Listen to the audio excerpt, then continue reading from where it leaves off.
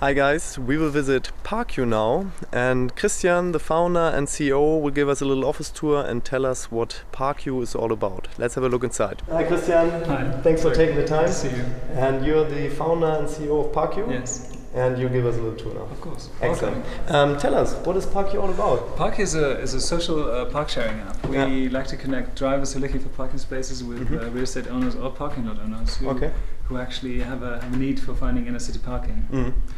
And on the way to that, we want to integrate hardware solutions to give you the best possible parking spaces, which are often behind gates or barriers for obvious reasons. So we have a row of solutions. One of them is this one here. It's a little box which we source. Connecting the Bluetooth element on your phone to the Bluetooth element which we actually add to the barrier or the gate, so you can actually make your bookable parking space accessible by opening the gate or the barrier through your smartphone. That's pretty cool. Smart. Yeah, that's pretty good. And aside from that, you also have a web and an app interface just to find the parking lots, to reserve them, etc. Right? Yeah. That's exactly right. We have the app which helps you to navigate through town and find the parking space for yourself. But we want to also give you a web element because we believe that for larger institutions, for companies, it's important to manage their parking services as well. Just imagine you've got employees who are out on sales every single day by car, and they need parking spaces around town. By pre-booking them, you can save time, you can save circulation, you can save the environment to a fair extent. Plus, we've got a good administrational tool for getting all that out of the system at the end of the month. Everybody wins. Yeah, excellent. Absolutely. Cool. So let's move a bit further in. So how did you get about the idea? Well, I used to live in the inner part of the city, and I saw people circulating once, twice, 3, 4 times, and wonder why it is. It seems so odd.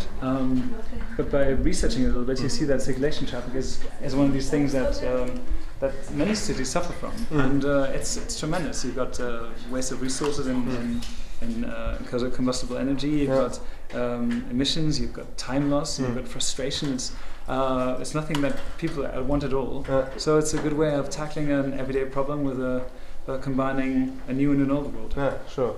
And you told me earlier, circulation traffic in Europe or in Germany is about 20-30%. It's a big problem within many German and European cities. It's some of them it can be as high as that actually. You started in Zurich, actually in Switzerland. Yeah, we did. Now you're in Berlin. Why did you move the headquarters to Berlin?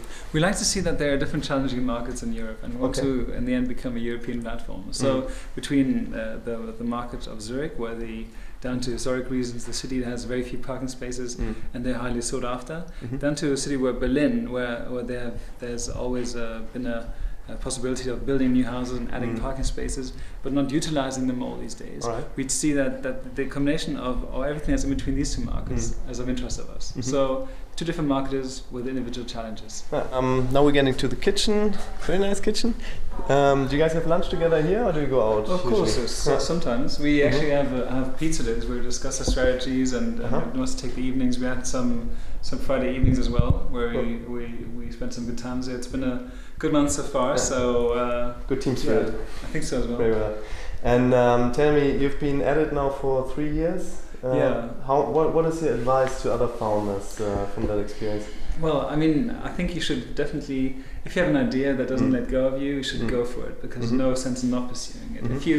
If you are at it already, you should make sure that you get plenty of advice by everybody who wants to dispense it, but don't always buy it. I think there's many things that apply to startups that you can get from other people, but there's also some very unique elements which you cannot.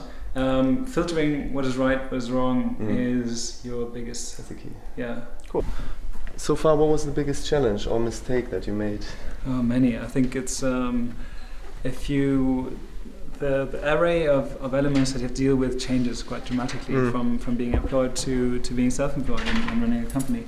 I think finding a feeling of how to incentivize people, how to build a team, how to actually go out and display yourself as a brand is very critical. It's key, and it's a very critical element. There's many things to be done wrong. It's I think the multitude of different points where we can fail actually just grows, and you have to be aware all the time. And what is it that you're most proud of at this stage with Parku? I'm really, really proud of the team. I think at the moment it took a while, but I think at the moment we're at the point where we really enjoy being in a point where you have got a very a very dedicated team that understands the challenges, that stays in long, that it's got a good view on how to deal with each other. It's a very friendly atmosphere, a very professional atmosphere as well. I think it's one of the things you can be really proud of. Yeah, I agree. And I felt that also coming in here. Nice people, definitely. So you guys, if you're looking for a parking lot, check out parku.com.ch,